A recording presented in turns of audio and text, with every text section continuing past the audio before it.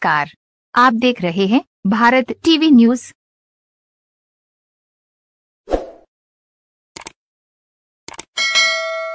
भोगांव में भाजपा कार्यालय के नजदीक भाजपा कार्यकर्ताओं का युवा सम्मेलन कार्यक्रम का आयोजन किया गया, जिसमें मुख्य अतिथि के रूप में उत्तर प्रदेश सरकार के उप मुख्यमंत्री ब्रजेश पाठक ने भाग लिया।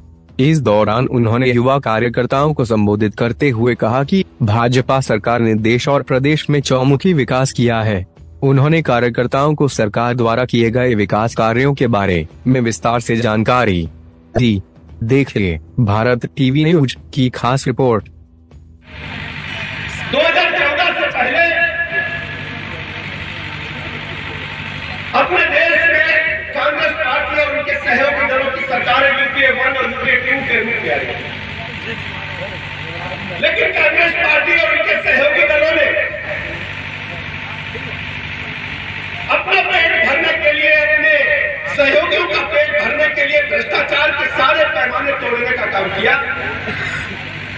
भारत वर्ष की छवि एक भ्रष्टाचारी देश के रूप में दुनिया में प्रचारित हो रही थी। भारत माता के चेहरे पर कहीं न कहीं कांग्रेस पार्टी और उनके सहयोगी दलों ने धूमिल करने का असफल प्रयास किया था। 2014 के बाद आदरणीय प्रधानमंत्री नरेंद्र मोदी जी के नेतृत्व में भारतीय जनता पार्टी की अपने बलबूते सरकार बनी। तो आदरणीय मोदी जी के सामने दो चुनौतियां थी। एक तो भारत माता की छवि को दुनिया के पैमाने पर स्थापित करना है, और दूसरा भारत और उत्तर प्रदेश के गरीबों को, आम आदमी को, गरीब आदमी को उसके जीवन स्तर में बदलाव लाने के लिए काम करना है।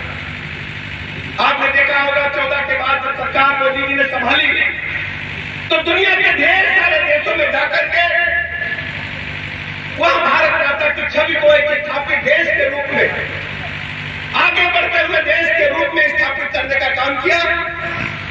और भारत के अंदर, उत्तर प्रदेश के अंदर गरीबों के जीवन स्तर में बढ़ाने के लिए, ऊंचा उठाने के लिए काम किया।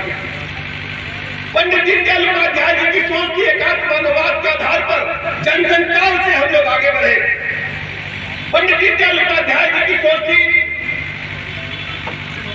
कि समाज के अंतिम व्यक्ति के चेहरे पर मुस्कुराहट लाना, उसको मुख्य धारा में लाना है।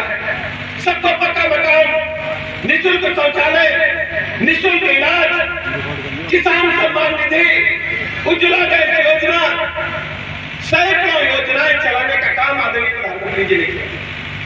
2018 की याद मुझे अच्छी तरह, बैंकों के दरवाजे गरीबों के लिए खोल दिए गए। विपक्षी दल कहते थे जीरो बैलेंस पर इन खातों को क्या होगा। 50 करोड़ से अधिक खाते गरीबों के जीरो बैलेंस के आधार पर इस देश में खुले, और उत्तर प्रदेश के प्रत्येक गरीब का, भाई बहन का खाता बैंकों में खुला। मुझे याद है मित्रों, जब कोरोना महामारी का काल आया, 22 मार्च को पूरे भारतवर्ष में जनता कर्फ्यू की घोषणा हुई। प्रधानमंत्री जी टेलीविजन पर आकर सबसे अनुरोध किए थे कि हम लोग स्वतः अपने घरों में रहे और शाम को सूर्यास्त के समय घंटा थाली मिलाकर के कोरोना के प्रति लोगों को सचेत करें। 24 मार्च से पूरे देश में लॉकडाउन लगा। पूरी दुनिया करा रही थी। कई विकसित राष्ट्रों के राष्ट्राध्यक्ष टेलीविजन पर दुखी नजर आ रहे थे, लेकिन हमारे नेता आदरणीय प्रधानमंत्री नरेंद्र मोदी जी ने सारी योजनाएं लॉकडाउन के लिए बनाई। अस्पताल में बेड बढ़ाए। जो मास्क हम लोग लगाते, मास्क नहीं बनते थे, पीपी किट नहीं बनती थी। आज दुनिया के पैमाने पर भारतवर्ष सर्वाधिक पीपी किट और मास्क बनाने वाला देश बनकर के खड़ा होता है। वेंटिलेटर बनाए गए और पूरी व्यवस्था जब चाक चौबंद हो गई तो साथ ही साथ अस्पतालों को भी हमने खोला, जनता के लिए राहत प्रदान की। और इंग्लैंड, अमेरिका में जब टीका बना, उसी दिन भारत में 2-2 टीके बने। आज हम लोग अगर खुली हवा में बगैर मास्क के बैठे हैं तो आदरणीय प्रधानमंत्री नरेंद्र मोदी जी की वजह से बैठे हैं। अभी चाइना में आज भी लॉकडाउन की खबरें टेलीविजन पर आ रही है। इसलिए मेरे मित्रों, आपसे कहने के लिए मैं आया तो बदलने का काम किया। हमारे पड़ोसी देश, चाहे पाकिस्तान हो या दूसरे राष्ट्र हो, समय समय पर भारत को आगे दिखाते थे। कांग्रेस पार्टी के नेतृत्व में बराबर यही आवाज आती थी, अब की हम नहीं छोड़ेंगे। लेकिन जब पुलवामा में घटना हुई, भारतीय जनता पार्टी की सरकार ने तय किया हम तोड़ जवाब देंगे।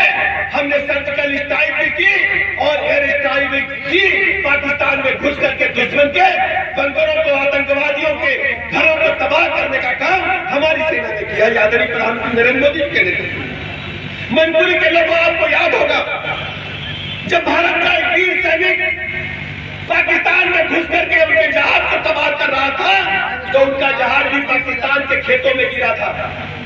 मैनपुरी के लोगों की सांसें थमी हुई थी।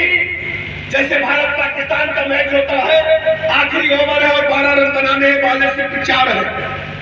ऐसी स्थिति के जहाज वहां गिरा। हमारा आपको पायलट अभिनंदन दोनों हाथ ऊपर उठा करके पाकिस्तान के खेत में खड़े करके और सेना ने कब्जे में लेने का काम किया था। आप सबको अच्छी तरह याद होगा। हमारे नेता मोदी जी ने कहा था कि अभिनंदन को सुरक्षित वापस हम लाएंगे, और दूसरे दिन पाकिस्तान बॉर्डर पर हमारे अभिनंदन को दूसरा सूट पहना करके, कोट पैंट पहना करके सुरक्षित लाने का काम आदरणीय प्रधानमंत्री नरेंद्र मोदी जी ने किया था। ये हमारे प्रधानमंत्री नरेंद्र मोदी जी जो देश और दुनिया में भारत की छवि को बदलने का काम कर रहे हैं। दूसरी तरफ आप जानते हैं, आदरणीय मुख्यमंत्री योगी जी को सब लोग जानते हैं। मैनपुरी में तो और आफत थी।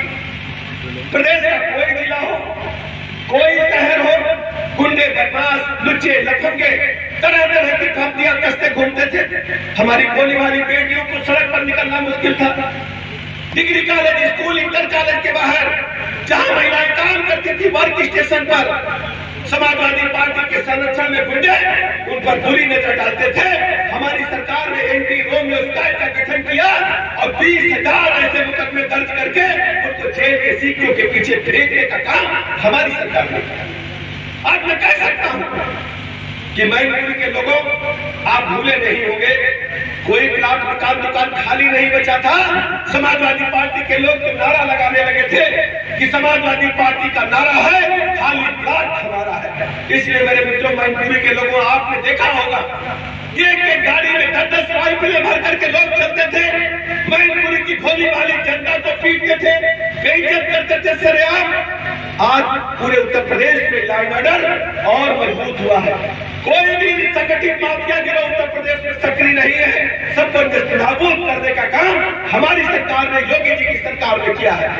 इलाहाबाद से लेकर के, प्रयागराज से लेकर के और मऊ तक कोई कहता था कि फलाने अंसारी है, कोई कहता था फलाने अहमद है। पश्चिम उत्तर प्रदेश में लोग कहते थे कि हमारी सरकार तो पूरे देश में चलती है, जिसको चाहते हैं बला तब उठा लेते हैं। लेकिन योगी जी की सरकार ने सबको जेल के सीखियों के पीछे भेजा और हमने 2,500 करोड़ से अधिक संपत्ति को जब्त करने का काम किया है, जो गुंडई की बदौलत, माफियागिरी की बदौलत बनाई गई थी।